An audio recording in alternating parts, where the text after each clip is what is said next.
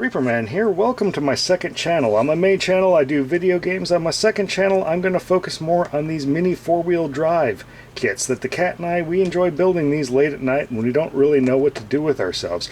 Now this is from Nikko Tech, it says. Now Nikko, if you recall, was a consumer, like a child's radio-controlled car manufacturer, and I think they went broke around the mid-2000s, like 2005 or something like that.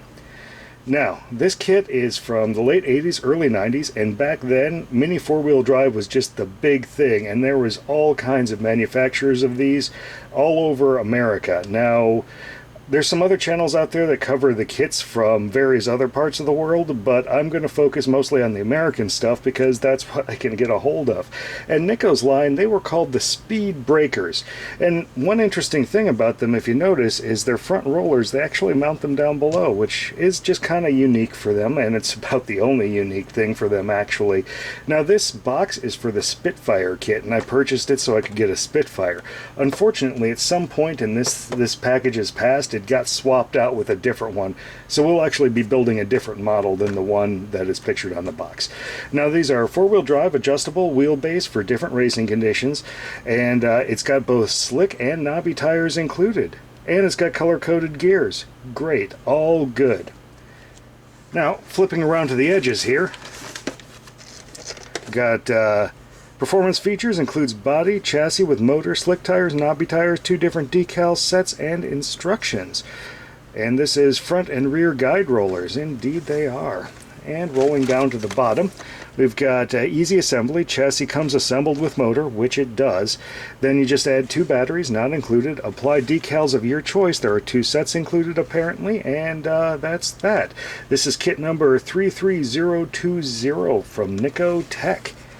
Now rolling around to the edge, we've got the Speed Breakers here. This is Spitfire. This is a Toys R Us price of $6.99. We're going to again try and locate a date for that. And on this side, it's everything except no price tag. Now when we come around to the back, we can see what at the time was the full line, at least. I don't know if they came out with any others. This one is actually, the box is from a Spitfire, but it looks like there's actually a Magnum inside, and unfortunately that's one that I already have. I actually purchased the Magnum and the Panther with my racetrack here, and I didn't actually have the figure 8, I had the straight loop. So apparently there are 6 different models, and apparently they do come with different decals, so if you and your friend both like the same vehicle, you can dress them up a little differently. Now apparently there are some upgrades available, some hop-ups if you will, for these cars. It looks like they have a high performance FA130 SA motor with 3.8 to 1 gear drive available. Also sponge tires and clutch wheel assortment. Clutch wheels, that is fantastic. I guess that would be kind of like the one-way wheels in the Tamiya Mini four-wheel drive line. And then there are special decals for customizing available, which I would love to get a hold of some of those decals because a lot of my decals are peeling off, and it would be interesting to know if these decals are going to stick on there, if the glue is actually held, you know, just in the package. Anyway, let's go ahead and see what we got in here, and you will be a bit surprised when you pull it out and there is just a blister. Let's set this thing up here. So it does look like there are 2 sets of decals in there. It looks like I do have the four-wheel drive. It looks like a separate four-wheel drive shaft, so that may actually come with a different gear ratio. And on the back of this, there is exactly nothing. Also in the box, I assume at some point there were some instructions for this, but there currently is not. So we are going to have to figure this out for ourselves. So without any further ado, let's go. Alright, so let's find the edge of this here blister, and of course the cardboard's going to separate instead of the blister separating. Boom. Boom. Okay, let's stick that back here for now and pull everything out so we can have a look at it. Oh, okay. So, up here we've got the actual chassis setup. It is fully assembled, four-wheel drive shaft in there and everything. I don't see a separate set of gears except for this set of gears, so we will probably have to take a look at the gearbox and see how that works. I'm also a little curious to see how, oh, it looks like all of the adjustment. Oh, I see, that's the adjustable length. This is a shorter shaft. Now these shafts are perfectly round. They aren't hex, and let's have a look at the wheels. The wheels actually are on a keyed hex, and if we look down here, they're actually in a low friction plastic bushing, and there's actually a separate hole in there for the shorter wheelbase option. That is fairly interesting. So we're actually going to leave this as the long wheelbase. Let's try and get this key back in, and oh, looks like we have a little problem already. This thing has rotted to the point where the wheel itself has cracked along the shaft. But that's what you get when you play with old toys, am I right? Let's see what the best way is to open this thing. We can just kind of press down here and press down here, and let's have a look at that gearbox. Boom. Okay, and that's actually what it's got there. So that is an interesting gearing setup where it's got the gears. This is actually, like a lot of the cheaper clones, they actually translate this rotation to this rotation just by putting some teeth on the side of the gear. So that's what that is. Actually, it seems to hold together fairly well. Friction is definitely there, but it's got some kind of white grease in there. We may beef that up a little bit here before we actually turn it on, and yes, we are going to be turning it on. Now, having a look at these tires over here, the first thing I noticed pulling these out is these are extremely soft tires. They're also keyed to one direction, which it appears that a lot of these clones are, to where they have an obvious direction the wheel is supposed to fit through, because there's a little lip here, and this is the front of the tire because that's where the lip is.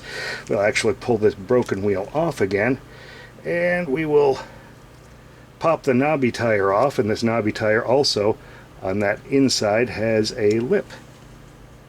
Of course I grabbed a rear one here. So yes,